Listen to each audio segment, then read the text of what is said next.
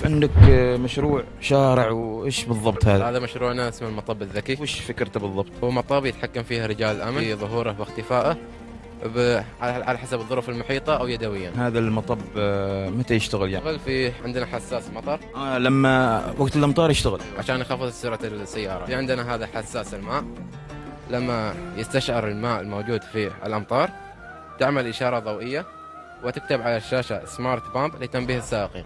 لأن الحين أنا مثلا أسوق سيارة، كيف في بخفف؟ بتكون لوحات على بعد مسافات تنبه السائقين أن في مطب موجود. السؤال الحين، من اللي مخترع هذا المشروع؟ هذا فكرة حصلناها أنا وزميلي وأستاذنا. يعني انتوا اللي مبتكرين هذا الشيء. أيوة. توصيلات، هذا شفت توصيلات هنا لا تساعدنا فيها أستاذنا أستاذ منير. والله فكرة يا أخي. وهل عرضتوه على مكان شيء ولا بعدكم؟ خبرنا في بلدية بخار عن فكرة المشروع، تواصلنا معهم قالوا لنا إن شاء الله بينفذوا. ينفذوه إن خلاص شاء الله وعدونا. على اسمكم. إن شاء الله.